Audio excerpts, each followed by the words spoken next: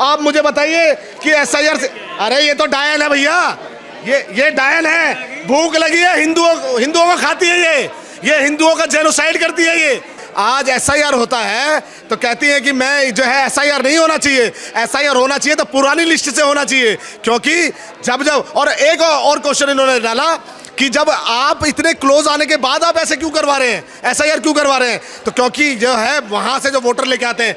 आप मुझे बताइए एसआईआर के माध्यम से एक व्यक्ति जिसके 389 बच्चे, बताओ ये कौन सा ऐसा दानव है और कौन सा ऐसा वो है कि इसके 379 बच्चे हो गए कि है। पश्चिम बंगाल अभी बाकी है, बंगाल इस तरीके से एसआईआर करवा के इलेक्शन कमीशन से मिलके वोट कटवा के एसआईआर पहली बार हो रहा है। आप बताइए एसआईआर पहली बार हो रहा है। तेलंगाना चुनाव से पहले पता नहीं कितने वोट काटे कांग्रेस ने, झारखंड चुनाव से, हाँ बिहार में भी हुआ। और मुझे बताओ कि अगर बिहार में हुआ जो इतना हाय तौबा कर रहे थे, छाती पीट रहे थे, आप मुझे बताओ कितनों ने आपत्ति दर्ज कराई, कितनों ने इलेक्शन कमीशन में जाकर आपत्ति दर्ज कराई। ये सिर्फ एक बाहर से फंडेड जो है एक कहते हैं फंडेड एक वो चला रहे हैं, कैंपेन चला रहे हैं कि जिस। नमस्कार दोस्तों, मैं सुरजीत और आप देखना शुरू कर चुके हैं द लोकसभा। दोस्तों, ममता बनर्जी आजकल बहुत चर्चा का विषय बनी हुई है। हर जगह टीवी पर, सोशल मीडिया पर, ट्विटर पर, फेसबुक पर, इंस्टाग्राम तक हर जगह छाई हुई है। उनका कहना है कि एसआईआर के माध्यम से हमारे लोगों का वोट काटा जा रहा है। इतिहास में ऐसा पहली बार हो रहा है कि सुप्रीम कोर्ट में कोई मुख्यमंत्री केस लड़ने गया हो। ये बहुत चर्चा का विषय बना हुआ, तो हमें लगा पूछ लेना चाहिए क्या सच में ममता बनर्जी अपने राज्य के लोगों का हमदर्द बनी हुई है और जिस तरीके से मुद्दा उठा रही है सही है वो सब।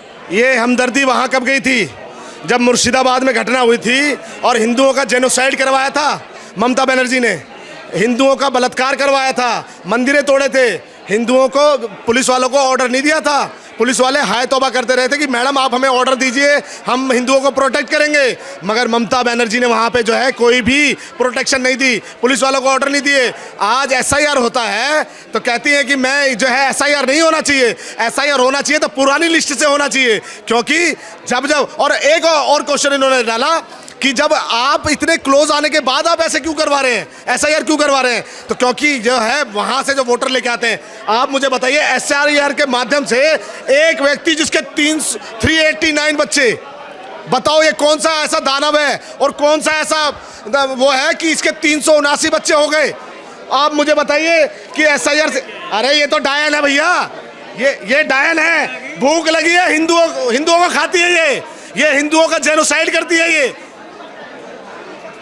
आप मुझे बताइए कि ये 58,20,898 वोट काटे गए, जिसमें 24,16,892 जो है मृत पाए गए और डुप्लीकेट 1,38,328 डुप्लीकेट पाए गए। तो इनको आपत्ति क्या है? इनको आपत्ति इसलिए है कि तारों के नीचे से जो रोहिंग्या घुसपैठिए लाके और देश की जो डेमोग्राफी बिगाड़ने की साजिश ये ममता बनर्जी कर रही है, इसको इस चीज की खलबली है। इस बारी एक भी रोहिंग्या घुसपैठिया मुल्ला वोट नहीं डालेगा और डालेगा तो उसको छेदा जाएगा सही से।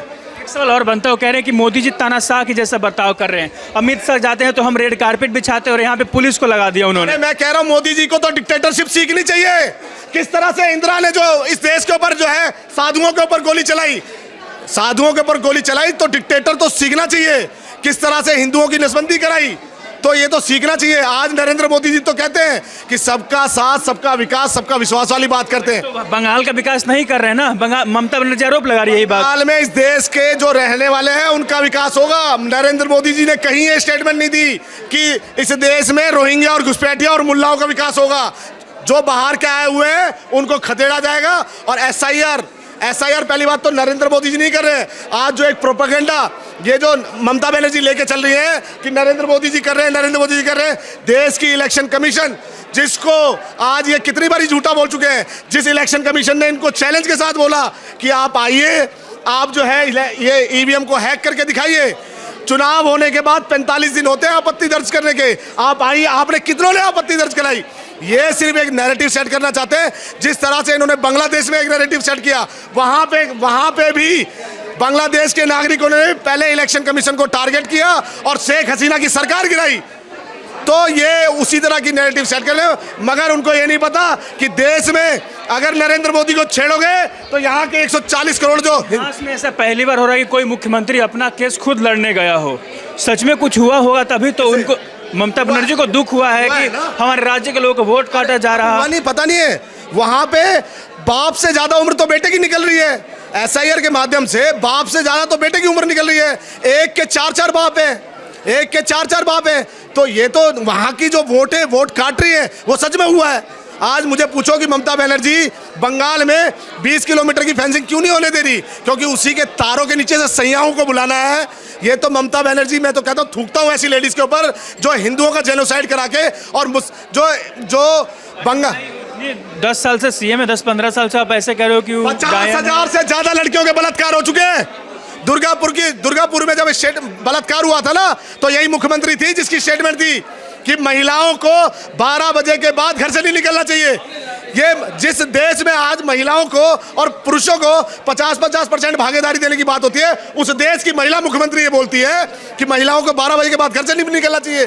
तो ये तो 50,000 जो बलात्कार हुआ है ना, उसका एक्शन इसलिए नहीं लिया क्योंकि करने वाला जिहादी कटमुल्ला था। लग रहा है बंगाल में बदलाव होगा इस बार। निश्चित तौर पर बंगाल होगा। बिहार अभी झांकी है, पश्चिम बंगाल अभी बाकी है।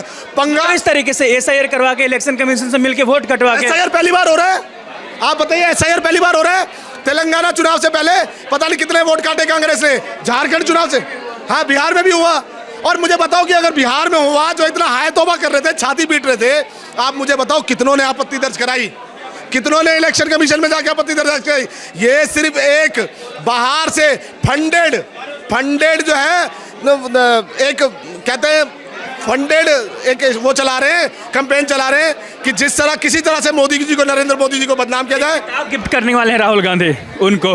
हम भी करने वाले, मैं दिखा देता हूँ। मैं किताब लाया था, संसद के पटल पे दिखाया गया था।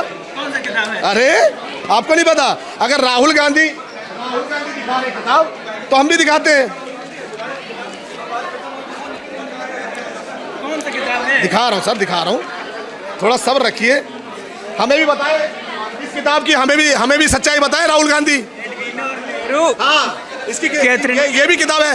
राहुल गांधी जो किताब प्रेजेंट कर रहे हैं, वो तो कहीं पब्लिश ही नहीं है, मगर ये तो पब्लिश किताब है। इस पे राहुल गांधी बताए, राहुल गांधी खान बताए कि इसकी क्या सच्चाई है, बताए ना। एक ऐसी किताब को आप वो लोकसभा के पटल पे जो बोल रहे हो, जो प्रकाशित नहीं है, और बिना प्रकाशित करी हुई किताब आप लोकसभा। सरकार डरी हुई है, बोलने नहीं दे रही है, माइक बंद कर दिया जा रहा है, लोकतंत्र खत्म कर दिया। ये तो प्रधानमंत्री को मारने की साजिश कर रहे थे। आज देखिए ना, प्रधानमंत्री के अभिभाषण से पहले नहीं हुआ ना, क्योंकि कांग्रेस आज कहीं ना तो कहीं आज कांग्रेस ने अपनी महिला सांसदों को आगे किया हुआ था कि किसी तरह से प्रधानमंत्री को घेरा जाए। तो ये तो जिहादी मानसिकता के जो है ना कटमुल्ले हैं। राहुल गांधी अब कटमुल्ले बता? बिल्कुल कटमुल्ला है। एक बात बताओ, जिसका दादा मुस्लिम था, जिसका मतलब 3 है। अरे बाप बाबरी, माँ पादरी, पंडित बेटा बिरादरी वाली बात में डायलॉग बाजी कर रहे हो, वोट काट रहे हैं लोग और फिर कह रहे हो लोकतंत्र खत्म। अरे आप पत्रकारी है ना, पत्रकारिता करिए ना। आप मुझे ऐसा कोई प्रमाण ला के दिखाइए कि राहुल गांधी जनेऊधारी हिंदू बताते अपने आप। वो तो जनेऊ शर्ट के ऊपर जनेऊ पहनता है, ऐसा मूर्खाधीश। आज देखिए, यही कहते हैं कि समय का पहिया चलता है। आज किस तरह से सोनिया गांधी ने अटल बिहारी वाजपेयी को कहा था, मेंटल कहा था, और आज दुर्गति देख लीजिए, उसके बेटे को पूरा भारत मेंटल बोलता है, ये पप्पू बोलता है। तो ये समय रखिए। ये नरेंद्र मोदी जी की सरकार है। एक भी रोहिंग्या घुसपैठिया इस देश पे नहीं रहेगा। एसआईआर के माध्यम से सबको निकाला जाएगा।